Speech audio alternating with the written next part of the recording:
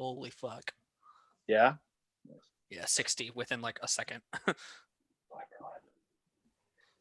All right, everybody.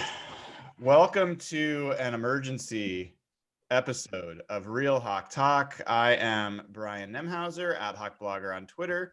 I am here with two of my favorite co-hosts, Evan Hill at Evan in SEA on Twitter, and Jeff Simmons wearing what looks to be a Springs jersey.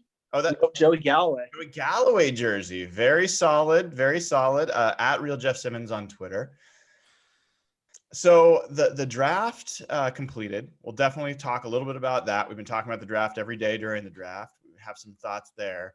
But folks, let's talk about the most recent news. Catch us up a little bit. Jeff, you want to fill us in on where things are news-wise? So if you haven't looked at Twitter yet, two major pieces of information just came out. The first was that DJ Fluker announced on Twitter that he has been officially released by the team. He gave his best words to John and Pete, and he said he got a phone call from them today. That coincides right with Damian Lewis being drafted as a high priority pick. When the three of us talked after this, we all wondered if that was signaling something else. And before we got on, I think it was Aaron Fentress.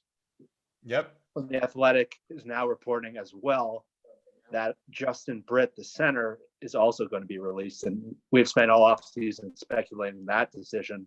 And Evan will get into the cap implications. But it looks like two major cap moves have come out, which seems to signal that something else is coming. Because why now? Well, with the Fluker thing, it could have just been Lewis, but the fact that it's both of them, that has to mean something. The timing of this is too obvious. Evan, how do you feel, dude? I'm excited right now. I'm more excited about these moves than I am anything that happened from the draft. Obviously, these moves I think are related and due to the drafting of Damian Lewis, but this is what we've been clamoring for months. Like Justin Britt is going to, or was going to be the highest, third highest paid center in the NFL come 2020 if he wasn't cut. I think we all agree that his play is probably nowhere near a top 3 center. He's not bad. He's a decent center, but I don't think his play justifies the salary he was going to make, with some big, potential free agents who could walk like Jadeveon Clowney. Money was a little bit tighter as we got further through free agency. This is a big deal. I'm more excited, I think, though, about the Justin Britt cut than I am the DJ Fluker cut. I know there's a lot of hype around Damian Lewis, but what I think this means is that BJ Finney is your new starting center. And if you've been watching closely from what Pittsburgh fans have said about him, he's a much better center than he is guard. So I think this is, Nathan joining the show right now is excellent timing because he's been clamoring for this Justin Britt cut for what seems like months now. So I think these are excellent moves. Couldn't be happier. Yeah. And welcome to the show, Nathan Ernst at Nathan E11. It is always impressive when someone who has kids is able to, on a Sunday right around dinnerish or preparing for dinnerish time, can hop on a pod. I like your priorities, if nothing else. All thanks to my wife on that one. She makes all of this possible for me. So, well, I feel that, man. Yeah. So, what we know right now, just to recap, and I want to get your take on this, Nathan. What we know is that DJ Fluker has been released. He said it. We heard it from him. There has been a report from Aaron Fentress. There's been a report from a few different people, including some people citing personal sources that are not verified accounts, and we don't know, for sure whether they knew. We're just guessing. It's hard to say. And now we have a verified, reporter, Aaron Fentress, who is saying he has heard that Justin Britt has also been released. So, assuming that both those things are true, Nathan, what are your initial thoughts? I guess, it's a little bit of just kind of like about time, right? Like this is something that Fluker is a little bit more of a surprise, but we've also been talking about how crazy loaded they are, right? Just in terms of depth, at least at the guard position.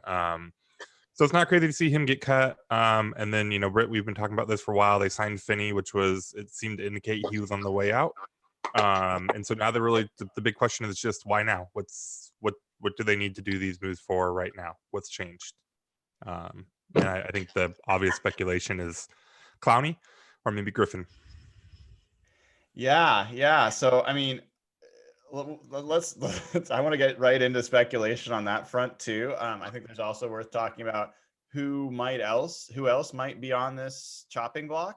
Are they done? Is this it? I'll just say, let's assume for a second the Brit news is real. One, hallelujah. Like when we were doing this show back however many months ago, I think that was my number one move that I wanted this team to do. And it was not the number one move I thought they would do. I thought there was a really good chance that they would stick with mediocre, pay him like he was a star, and really hamstring their ability to move that cap space somewhere else on this team where they really need to move it. And the fact that they're doing that, I mean, I really am happy about it. I like appreciate it. As a fan, I'm just so thankful to not be paying $10 million for mediocre play at center. Like even mediocre play at right tackle, I could maybe handle for that. But like at center, it's inexcusable. So that's just a really big sign of growth for this team to be able to do that. And the fact that it looks like the guy that's going to replace him, BJ Finney, is more of a pass protector than a run blocker is a pretty damn good double dip there, right? Like cut dead weight, bring in a cheaper, better pass protecting center. Like that's a really good pair of moves for this team in the offseason. And I just wanted to take a second to recognize what was not necessarily a certainty to happen. This must mean they are super. I mean, this is the obvious, but they must be super, super excited about Damian Lewis. I mean, is it unrealistic to say that right now our gut reaction, Damian Lewis might end up being the best player in this draft class? Is that insane to say from a talent perspective? No, I don't think so. I think Nathan and I are both of that mind. I mean, I don't think it's a sure thing, but it would. The guy that I feel like most interested in seeing, and I think there's most signs that it's pointing in a good direction, is Damian Lewis. I mean, this is a guy, they did not have a need at that position. And they used a 3rd round pick on him. And it was out of the blue, but it was for a player that's pretty darn good and well thought of by everybody. So, yeah, I mean, I think there's a lot of reasons to be hopeful that he could end up being a really big, not just literally, but a really big part of their offensive line. How about you, Nathan? Yeah, I mean, I think there's a good chance that he's a day one starter. There's a good chance that he's the best player out of this draft for them. His tape is pretty impressive. He looks pretty dominant.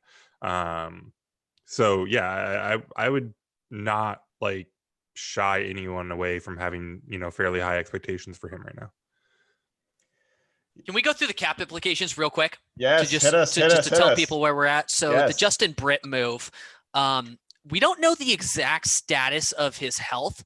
And the reason I mention that is if he can be cut and, he can pass a physical, then it'll be an extra $1 million in savings. If he can't pass a physical on being released, it'll be minus $1 million. And that's, very minuscule. But basically, the Justin Britt release opens up either 8.5 million or 7.5 million in cap space based on what I just spoke about. And then the DJ Fluker move opens up $3.7 million in cap space. So about 12.18 million in net new cap space. That leaves Seattle after the draft and after accounting for practice squad and IR around $20 million in true cap space, which, to put it very plainly, is more than enough to afford Clowney based on what we've heard recently. It might not be Clowney. It could be Everson Griffin or somebody else, or maybe even a trade. But, the obvious thinking, the obvious speculation here is if they're not going to go into training camp with competition at the right guard and center spot, why would they make the release right now if another move wasn't pending? You know what I mean? Like, why would they do it now? Yeah. This is a great time as a reminder for folks. If you haven't already, click the subscribe button. You'll get notified whenever we have these pods that we go up immediately. And patreon.com/hawkblogger, sign up. We've been doing Slack chats with patrons all through the draft and in between, all that kind of stuff. So it's a great time to join. Jeff, yeah, talk about what Evan just brought up. Why now? What does that indicate from your perspective? For me, it just indicates that a move is coming, because realistically, with the no offseason, Seattle could have taken the approach that let's let all these guys go into camp. Maybe we want the experienced guy like Fluker, or maybe we want Britt around because we don't know how Finney will fit in. The fact that they're willing to do this now has to signal. I know rumors came out that like they did it to give DJ Fluker a head start. I think it's going to be a while until DJ Fluker gets signed by another team. So I think they're clearing. If you look at their draft and you look what they did, there's 3 areas to their team they still didn't address. They didn't address the number 1 stud pass rusher. They didn't address defensive tackle in the draft at all. And they didn't bring in a nickel corner. So the fact that they cleared up both might mean more than 1 move. It might mean 2 moves. It might mean 3 moves. But the timing of these moves that they could have done at any point in the offseason, especially the Britt one, where really not much has changed by the draft, that to me indicates that something on one of those 3 fronts. Some people think it could be a defensive tackle. Like Chris Jones is a name we've all speculated a lot about. I don't see that happening. I think their picks of Taylor probably takes out Yannick. Taylor looks like more of a Leo. That's where Yannick would have fit in. I think Clowney or Griffin probably makes more sense than those guys, but Chris Jones is still a name. Snacks Harrison's a guy I've talked about all offseason. Matt Judon. Yeah, Matt Judon.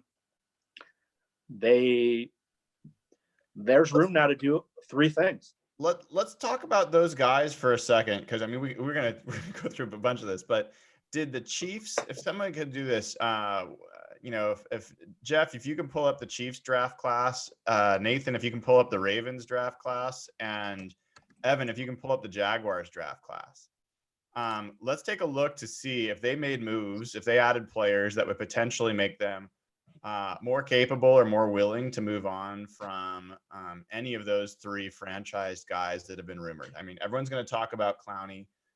Griffin, we know Everson Griffin's a free agent. But let's talk about some of those franchise guys for a second to see where they're at. I'm happy to start with the Jags. Just looking at their top 2 picks, they went heavy defense. They obviously went CJ Henderson, cornerback, pick 9 overall. But the big move is at 20. They went edge. I don't know how to say his last name. Chazon, Chizon, Chisson, Chaisson. He was one player that I think a lot of Seahawks fans were hoping would draft. Did they get any other edge players? Did they get any other edge players? No, that was the only one. First round. Okay. So for the Ravens, I don't see anything on here. They took Malik Harrison, pick 98, so towards the back of the 3rd round. He's a linebacker at Ohio State. He might be some kind of a pass rusher, but nobody that's like strictly a defensive end or anything like that. Okay. And same with the Chiefs.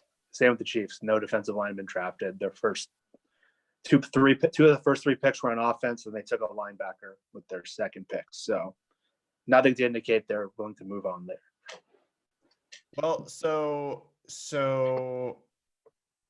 that would seem to indicate there's no reason that there's a difference for either the Chiefs or maybe even the Ravens. One question for you, Evan, on the cap. I don't know if there's anything like, do you have to be able to start paying the rookies now? Like once you start signing those contracts, is it possible? Because the Chiefs cap situation is pretty dire. Even being able to pay their rookies, if that starts hitting now, might be a reason why it could force some action. So in the offseason, there's a rule called the top 51 rule, where basically only the top 51 players on your roster account against your salary cap, if that makes sense. Yep. So short answer. Well, over the cap, if your 1st round pick or 2nd round pick is making, a decent chunk of change, would be a top 51 contract. Yes.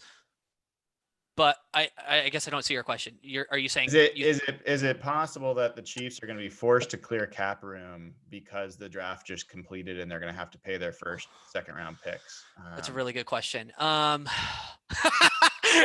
I'm sorry, I'm laughing because Over the Cap literally has them after rookies with like $117,000 in cap space. Yeah, I'm telling you, it's a really dire situation. Their cap situation's really. That's why I keep bringing up Chris Jones, because I'm waiting to see what they do.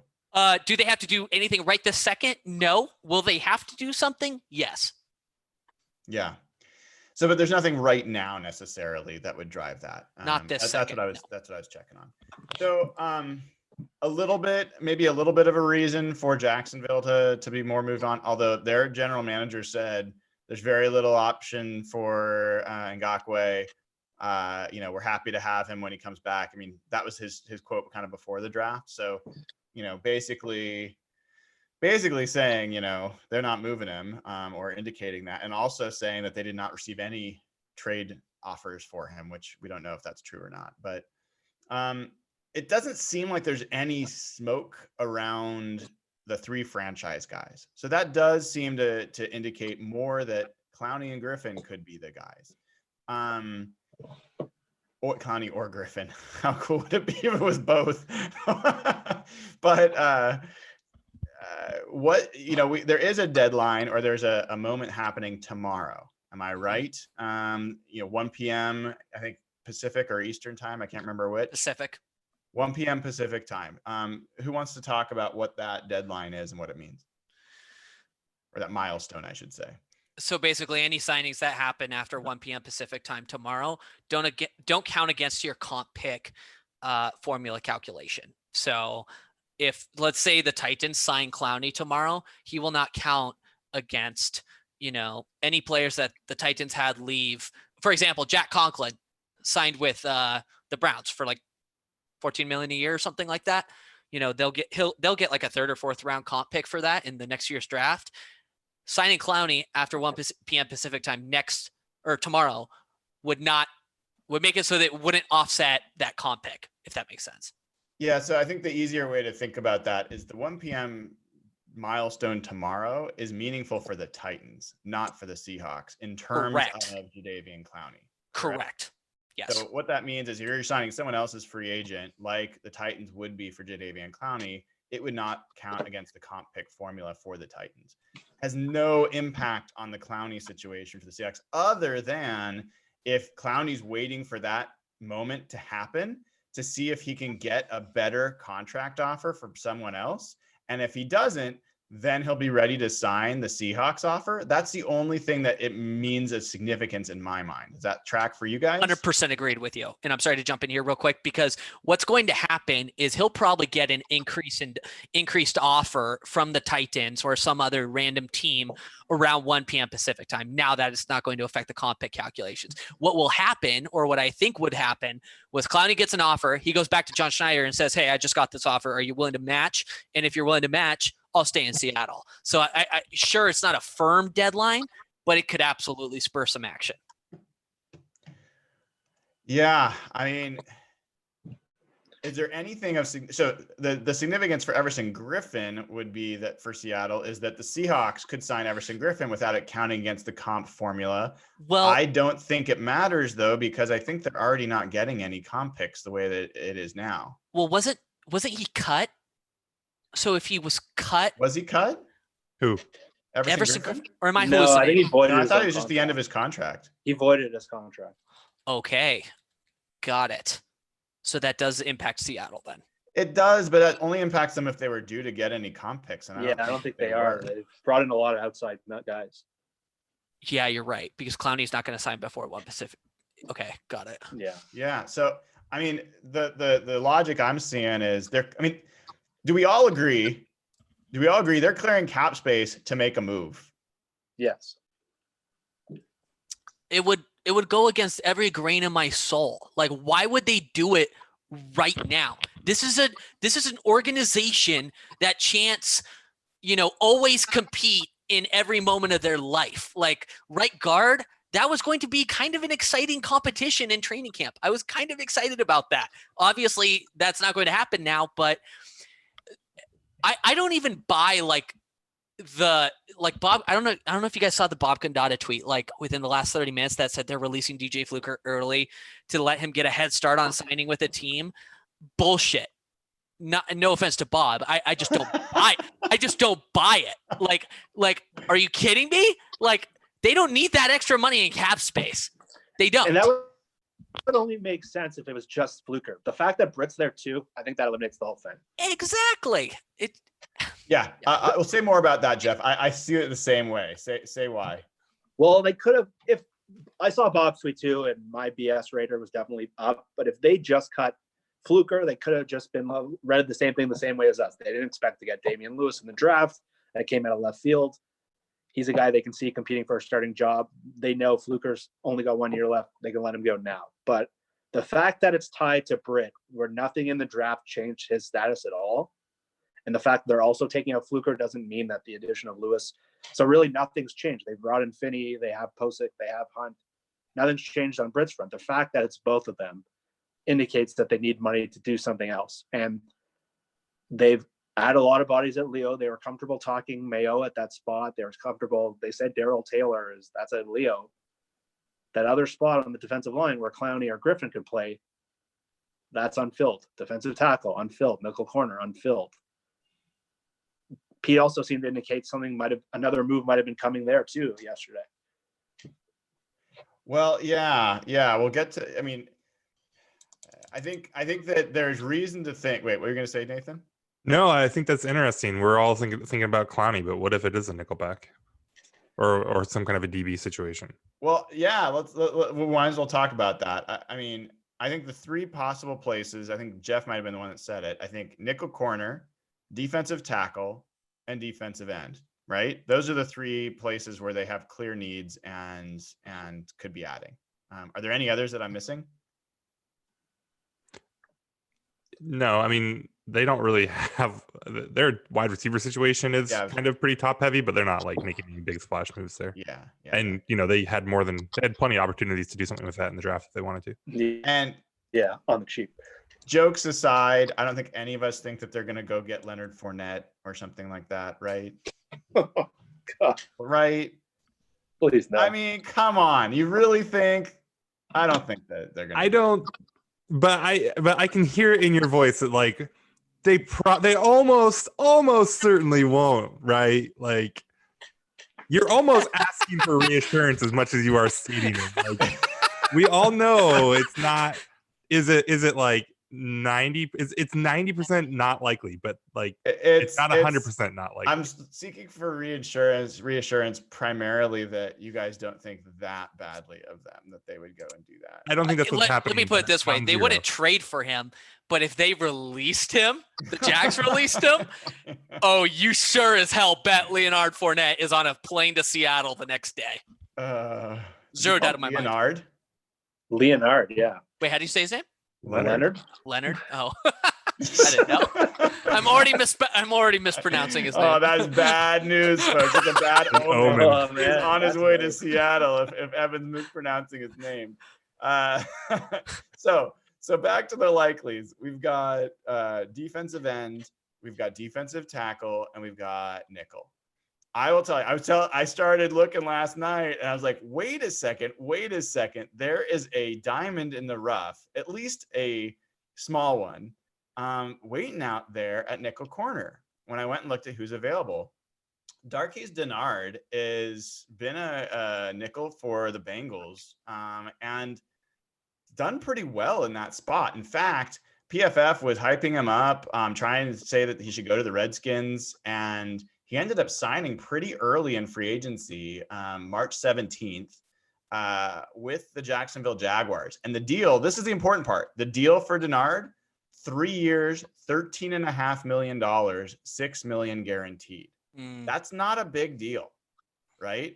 And what happened is it fell apart related to some sort of, contract detail or something along those lines.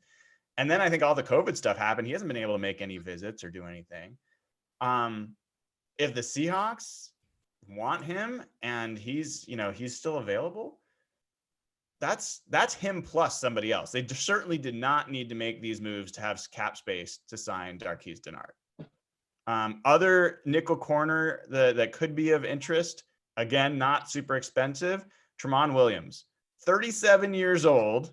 old as a bone, as my wife likes to say, but played pretty well last year at nickel, and a lot of people in Green Bay expect him to be back with the Packers. He's another nickel that they could be bringing in. Yeah, I'd be shocked, honestly, if the move was a cornerback. It's just. But why are you assuming it's just one? They didn't need, if it's Everson Griffin, for example, did they even really need to cut Britt and Fluker? No. I think this is a multiple move. I think this is a multiple move situation, most likely.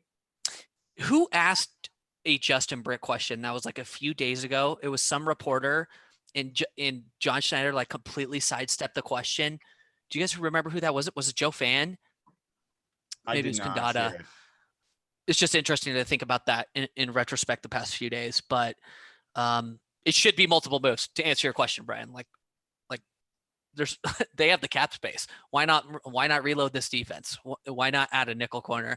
I mean, are there any other defensive tackles that you guys have your eyes on? I mean, the one that all Seahawks Twitter has kind of been enjoying talking about lately is Snacks Harrison, Damon Harrison. Played in Detroit, fell off a little bit. Huge run stuffing nose tackle. He's not part of the pass rush solution at all. But he could be Al Woods. I mean, I think that's a reasonable guess. But he's also not going to be that expensive. Like, I don't think it's that. I mean, you said we have 20 million in true cap space. We also have the ability. We haven't talked yet about who else might be part of this. We've heard 2 names. Could KJ Wright be part of this? Could Brandon Jackson be part of this? Yeah, that's what I was going to say. Now you're just wishing. I'm so wishing. The numbers don't work for Brandon Jackson. I don't see how he makes the roster anymore. I will throw out there that we kind of dismiss the idea that they're just doing this to let these guys get a jump on the market. I don't actually think that's insane. I think that's more likely than a Fournette trade. But I mean, that's probably not what's going on here. But I'm also not going to be shocked if it turns out that they're just clearing up some cap space and. I mean, yeah, it's real money. It's $10 million. That's not nothing, right? And I don't know what they actually have to pay these guys over the next few months, leading up, and how that all works out in terms of actual cash flow. But I mean, they are loyal and stuff like that, and they might just be letting these guys get out there and start working the market. I can buy that argument for Justin Britt. I can't buy that argument for DJ Fluker.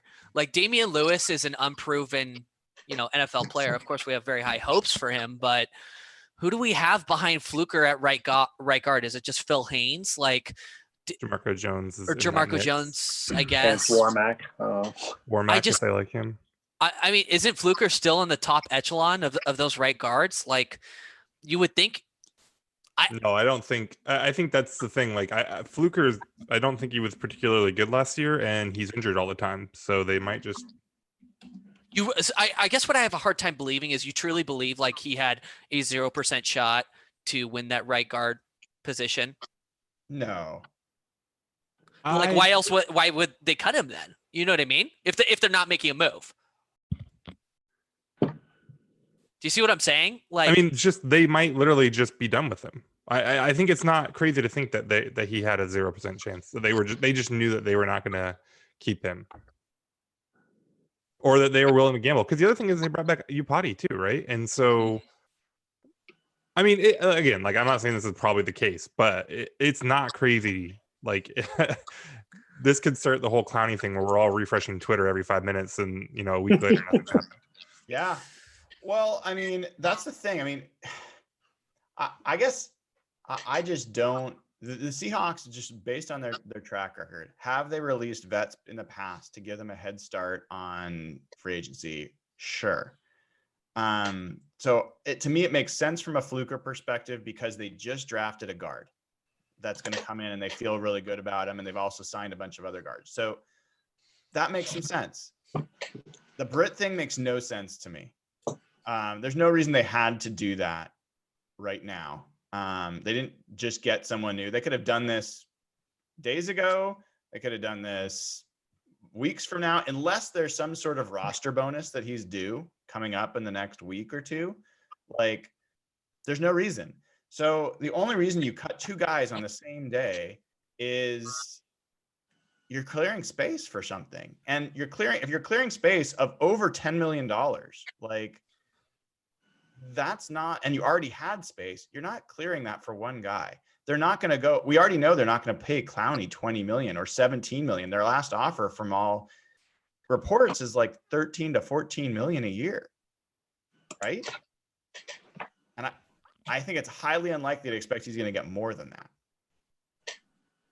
So, I mean, I think this is a multiple move situation. I think it definitely could be for one. I mean, I think edge rusher is the obvious number one reason. That'd be the most expensive move they can make. If you had to guess right now, which do you think is more likely? Jadeveon Clowney or Everson Griffin? With the amount of money they're clearing, I think it would be Clowney, right? Like, I mean, they don't need to. It doesn't seem like they need to do all of this, even just for Clowney. But like, and so maybe I think the multiple moves thing is probably right, or maybe right. But yeah, I think Clowney has to be the more likely, especially with kind of the deadline around the Titans. How much do you think Griffin? I want to hear from the other of you guys, but on that point, how much do you guys expect Griffin to get? I'm expecting him to be like 10 million a year. Yeah, like not much lesser than Clowney. I don't think Like, The Ziggy deal, right? yeah, Yeah, like, that's what I would have said. The Ziggy deal. it'll be like a 9 or 10 base with like 2 to 3 million in incentives. I think it could be like 10 to 12. I think he's in a different. He's not injured the way Ansah was injured. Sure. I think he could be But he's older and I mean, had some issues. fair. I mean, fuck it. Sign both. Why the hell not? I mean, really? Why not? But then how are you going to have space for Benson Mayowa to get? Yeah, it's a real head scratcher. All right, are we talking about the wrong Griffin? Could this be a Quill extension? Wasn't that one kick in until next year, wouldn't it? Why would that create need for this much? Yeah, cap they have a space lot of money this coming year? off next year anyway. So Evan, I mean, let's get back to Quill in a second. I think that's a good question, Nathan. But Evan and Jeff, I want to hear from you two. Are you if you had to guess right now, do you think this is for Clowney or do you think it's for Griffin, Everson Griffin? I don't want to be a buzzkill, but I think it's for Griffin. Me too. That's my guess.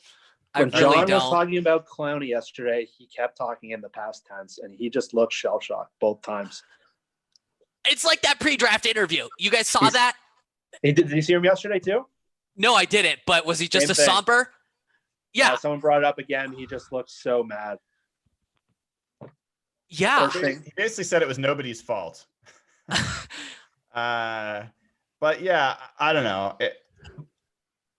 It wouldn't shock me if it's Clowney, but I think the best guess is this is Griffin. Like they're ready to make that. I think they're going to give Clowney this one last moment maybe, and assuming that he decides not to go their direction, I think they'll just make the move to Griffin. And if that's the case, guys, that's a pretty big deal. Like we didn't necessarily expect them to make either move based on how things were going. But we'll come back and talk about Everson Griffin for a second and what that would mean. Let's get back to Nathan's question. Evan, you signed Shaquille Griffin to an extension right now, which, by the way, John Schneider was asked about and declined to make any comment. He's in the 4th year of his rookie contract. The way extensions work, you get a signing bonus, right? Some of that signing bonus does count the year that you sign the extension. Is that correct?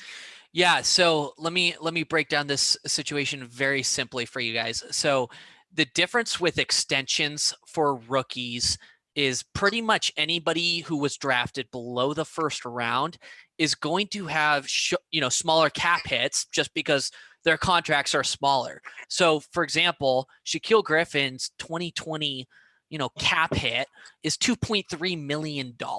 Like really nothing, bottom 5% of the roster, 98% of that is in base salary.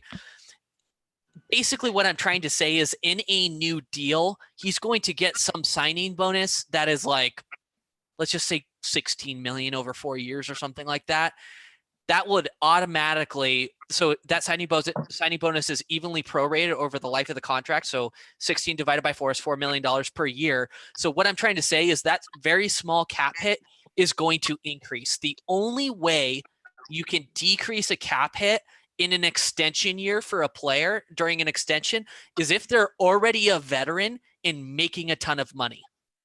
Does that make sense? So like when Russell Wilson was recently extended, they lowered his cap hit because he had a super high base salary. So they brought like his $20 million base salary down to, some low number and then offset it, the cash flow issue for the player, by giving him a large signing bonus. Does that kind of make sense? Yeah. So the net is for, if Griffin was getting a deal, it would require as much as 4 or 5 million extra in cap space. I think you nailed it. Yeah. Something like that. So that's not insignificant. Definitely not. And to Nathan's point, that could be part of it. That could be one of the moves beyond just signing a player. Well, and I'm so glad you brought that up, because like his response to that question the other day was so weird. Like, why wouldn't John just say like, I can't, why wouldn't he just say like, yeah, we're working on an extension for him? Like haven't they talked about that openly with other players? They're typically cagey about the extension. Yeah. Yeah. They don't talk about internal business until it's done. I just thought his response was weird. They might want to see how he plays again this year, because really, this 2008 was so different than 2009. Maybe they want to. You're talking 2018 versus 2019. Yes, correct. Sorry. Yeah. Decades off. So maybe they want to see how he does again. And they have Dunbar as kind of a fault. If Dunbar comes in, he's better than Griffin. That brings up an interesting scenario for them. It would be far more interesting if they extended Dunbar and not Griffin. That I'd be would really be upset. really interesting moments in the locker room. Oh, I'd be so angry. That's how you. Why? Second best corner in the league, Evan. Dunbar could mad absolutely about be it? better than Griffin. Yeah, but he's way older, isn't he? Way No, I don't older. think so. Yeah, Dunbar's No. like 28. How old is Shaquille Griffin? Now you've got me like frantically Googling. Shaquille Griffin is 24. Dunbar's 27. So they're 3 years apart. That's a big deal for in the life of a corner. Big deal. Yeah, agreed. I'm sounding outrageous right now. I would love to see them extend both. I'm serious. I really would. I like good corners. Well, so here it could be an extension. I don't think that there's anyone else that really makes sense to extend, but those two guys have been discussed. We only know about Britt and Fluker. Are there any other? Well, there is one other extension that they could do. Oh God! Don't say Chris Carson. There's no way.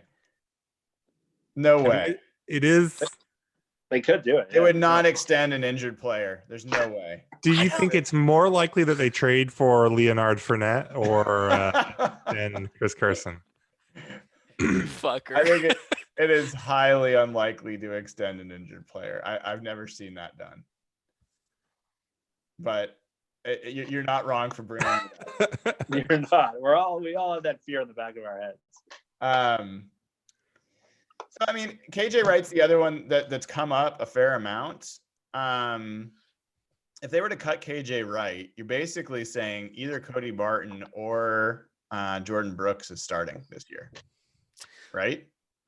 It would have to be Jordan Brooks. I don't know that it would have to be. No. I don't Not know. even For in favor KJ? of that. If KJ is the one that goes, I think Barton has the inside track. Oh, okay. I'd bet on Brooks. My questions about Barton, but I do think that Barton is definitely part of that competition and would be the initial penciled in starter until Brooks proved otherwise. Seems like Matt Flynn there. I mean, and that would be 8.5 million cap savings. No, sorry, that was Britt. It would be 6.5 million cap savings if they cut Wright.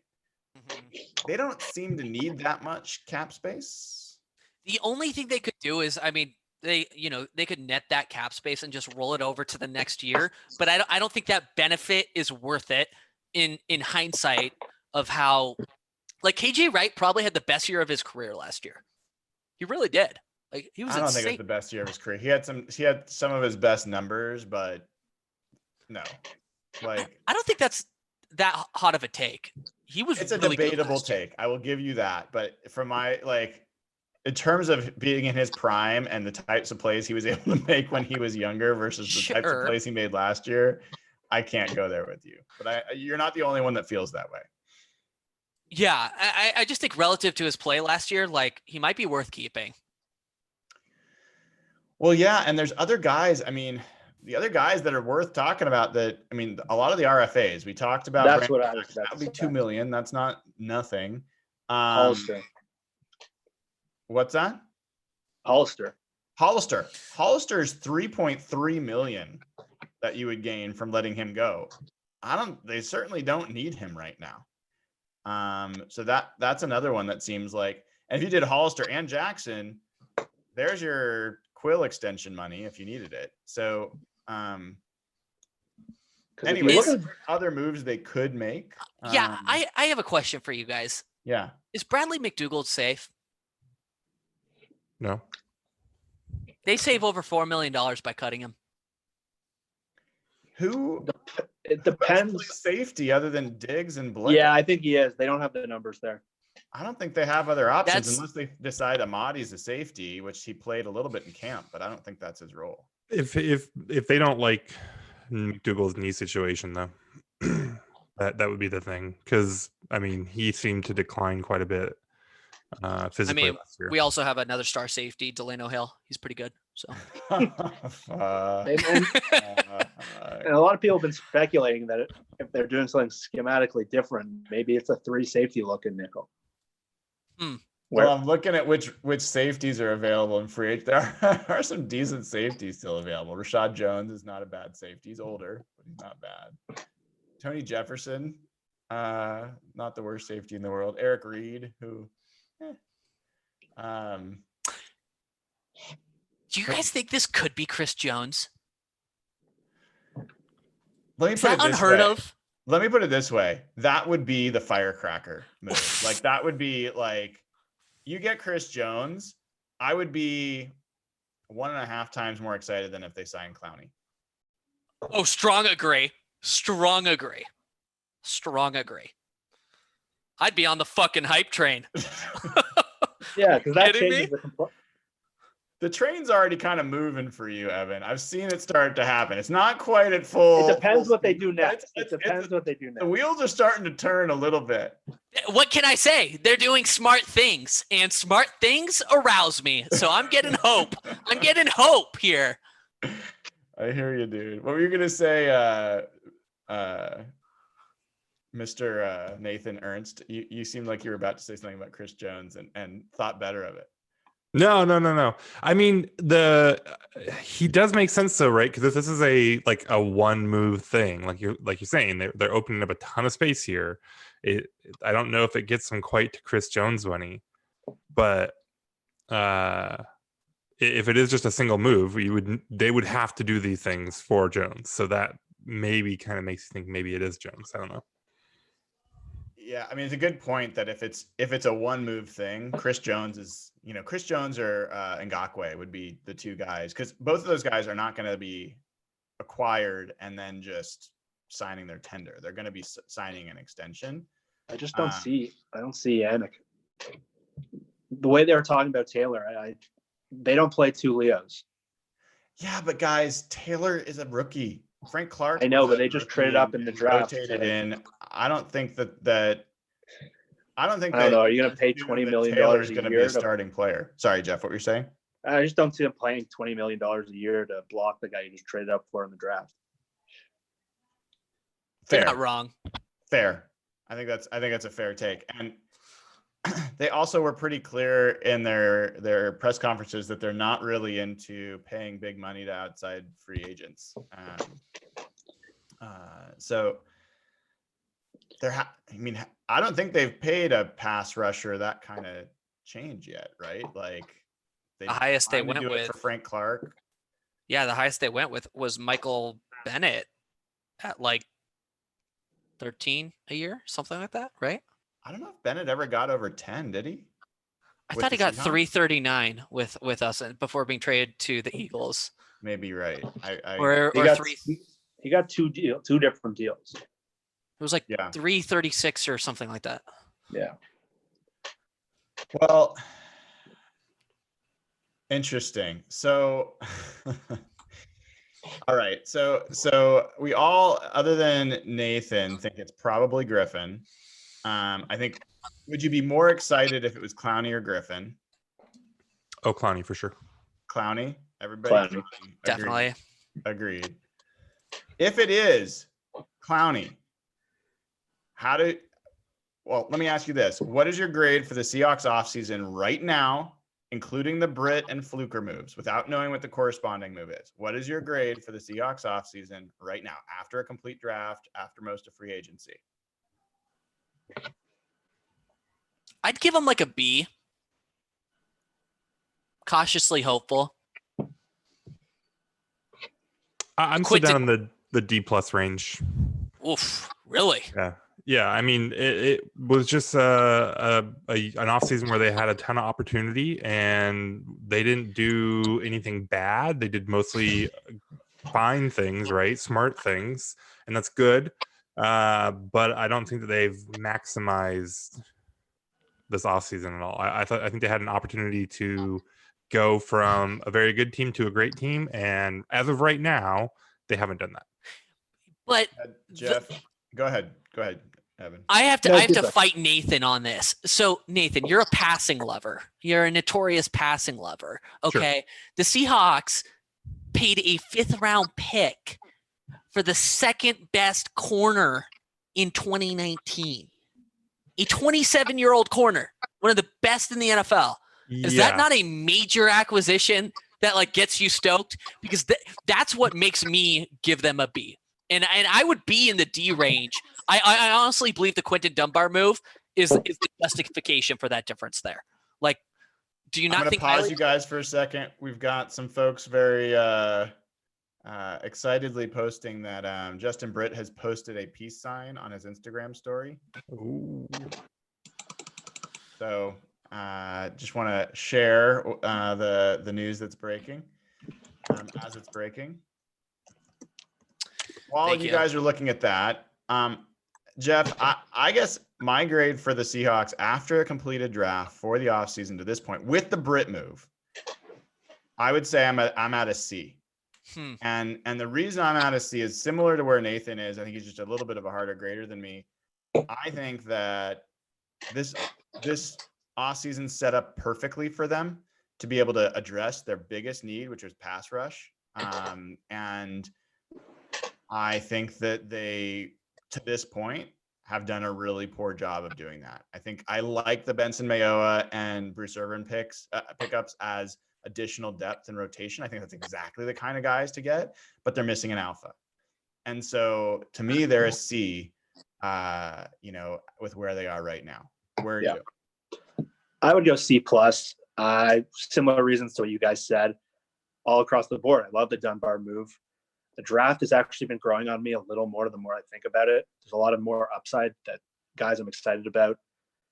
I like some of the things they did at tight end. I like their O-line. I like some of the transition they're making to more pass protecting guys. I mentioned Steve Hutchinson influence a lot. I think that's changed the way they've kind of evaluated offensive linemen. But yeah, the whole offseason to me shook down on fixing their biggest area was the pass rush. We all went over, we thought they were going to be very aggressive to do it. All of a sudden, though, to me, the Britt thing really changes things if it translates into a pass rusher. Because all of a sudden, if you have, say, Clowney or Griffin, Mayowa, Irvin, Taylor, who knows if Robinson's anything, that's a pretty big upgrade to what they had last year, right? Yeah, and I agree. Way deeper. That's 4 NFL potential quality rushers. Yeah, and Evan, you want to share what you just shared with us? Yeah, just confirmation from Bob Condotta that the Justin Britt release is coming, or it's about to be official, basically. Okay. This is big. I mean, how big? I had them I was at like a C-. I Yeah, could have that's been probably down where I was. close to a D plus before the Britt move. Like to me, Yeah, that's I one would of the linchpin moves for them to make. To see that they're going to shift that cap space elsewhere. Now let's play this game. If they announce that they've signed Clowney tomorrow, where is your grade? C plus for me. I think that raises it a full grade. How much more did you expect them to do with the pass rush than they've done if they get Clowney? I really thought they could do Clowney and a Quinn or somebody like that. Yeah, I don't know. Maybe I'm a little too hard. Maybe they're more the B minus range because they did get Dunbar. They did do some smart stuff on the offensive line to get. I don't know, like how. This is the hard thing, right? Like the shell signing is smart. They let Affetti go. They got a guy that's probably at least as good as Affetti for. Well, it turns out more than what Affetti got, but a fraction of what Fant or some of the other more mediocre right tackles got. But like at the end of the day, you've still just got shell, and so I don't know. But yeah, I mean C plus B minus. If they can get Clowney or make some kind of other big splash move. I'll take the same approach as Nathan. I'll go full grade up. I'll go from C plus to B plus. Because as I was just saying, if you have Clowney, Irvin, Mayoa, and then Taylor, I don't know if Taylor's any good yet. But he's a young guy with upside and some juice off the edge. To me, that's a pretty big upgrade to what they had last year, where they was basically Clowney and nothing. And then if Green emerges, and that's a lot better than what they had last year. And then you combine that with Dunbar and some of the things they've done offensively. It's a pretty good offseason. Yeah, they've made a lot of smart moves, obviously, outside of what we felt like was complete negligence to the pass rush. So if they re-sign Clowney, and it's a reasonable deal, it comes in at like $15 million a year over, a multi-year deal, which is significantly lower than what we all projected and expected. I'd probably move it to like a B plus, and I'd probably adjust my original grade to like a B minus. So it almost swings at a full grade for me. Yeah, I mean, if they sign Clowney and we just had this draft that they just got, and they've cut Britt, all that stuff, I think they're in the B plus range for me easily. And I think what gets it into like the last question in the last couple minutes here that for you guys to think about, what gets it to an A? Is it possible even to get it to an A? To me, if they were to get Clowney and they were able to sign a quality nickel, like in Darky's Denard or someone like that, and they get a quality defensive tackle, that seems like a guy that can be part of that rotation, I think that's an A off season for me. So, and follow up to that, Nathan, I want your opinion on this. Say the Seahawks re-sign Clowney and sign Everson Griffin to a 1-year deal.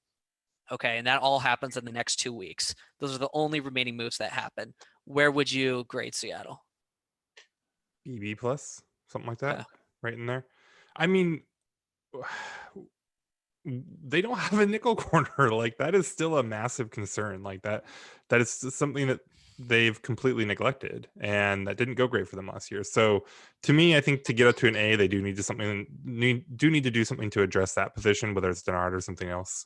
Signing Clowney and Griffin when you already went out and got Mayoa and Irvin, and you drafted Taylor, like that at some point your improvements here are getting smaller and smaller, right? More and more marginal. So doing both of those guys, that'll be good, but it's not going to be like it's not going to really like drastically change my opinion.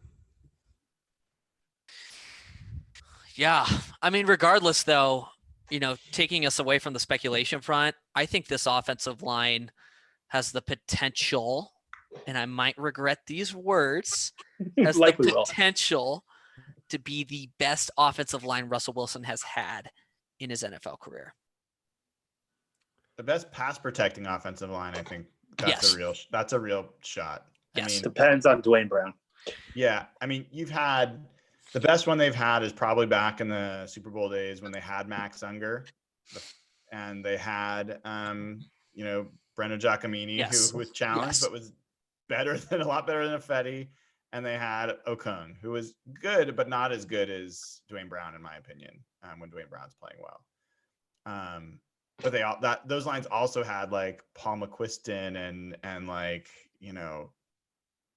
I can't even remember who some of the guards that were like Sweezy. Calvin Bailey played Gallery. Yeah.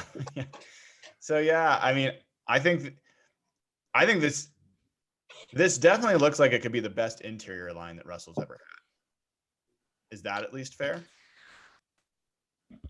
Definitely has the potential is ceiling. there. The There's a lot of potential is fun. there for sure, but like it's also kind of a low bar, right? I mean, Yeah, but let's raise it. yeah, let's for sure. raise it. Yeah. Yeah, every But I scenario mean, we like just there's sorry, go ahead, Jeff. I just said that's funny how every scenario we always do always has the lowest bars. Like, well, it's not as bad as a penny. Yeah, I mean, I don't know. I'm excited for this offensive line. But like you are looking, we're pinning some hopes on guys who haven't played a lot. Some later round picks, Brandon Shell. I think Jets fans would be laughing at us quite a bit right now if they heard us talking about, oh man, it's a chance to be the best. And we're gonna, we got stalwart Brandon Shell at right tackle. Like they were pretty happy to get rid of that guy. So I think optimistically, yes. And Russ having a somewhat, we've always said, like, what if Russ had a competent offensive line, especially pass pro, right? And I think that is realistic here. So it's good. So is it going to be what? Upati, Finney, Lewis? Is that what we all expect at this point? I think ideally you get Haynes. Jamarco in there somewhere. Okay, Haynes. so Haynes or Warmack are both totally possible. Yeah, it's possible Upati doesn't. I think if Upati starts, it's disappointing. Okay, so what's your ideal offensive line, left or right? Dwayne Brown, Phil Haynes, Finney, Lewis, and Jamarco Jones. Yeah. Interesting. Yeah. There's a lot more upside there. Damn. It is an offensive line unlike any of the Seahawks will have rolled out, in recent history. I really wish someone had asked Pete Carroll about Jamarco Jones and potential impact to him. There is some chance that these moves with Fluker decrease the chance that Jones is going to be a right tackle and we'll be back in the mix at guard, but I'm hoping that's not true. All right, guys, I need to go back and hang with the fam. So we will promise to come back on if any major news breaks that needs to be discussed. We will definitely, I'm pretty sure we'll end up having a pod this week at some point. Hopefully it's tomorrow. And hopefully we're talking about a big addition for this team, maybe two big additions for this team. It's time to start getting excited. And then it's going to be time to hope the season actually happens so we get to watch the team play. With that, please go ahead, subscribe, like the video, leave comments, iTunes, Spotify, any place that you are, subscribe to us. Join over at patreon.com/hawkblogger. We'd love to see you there. I'd love to chat with you. So till then, take care. Have a great rest of your evening. Go Hawks.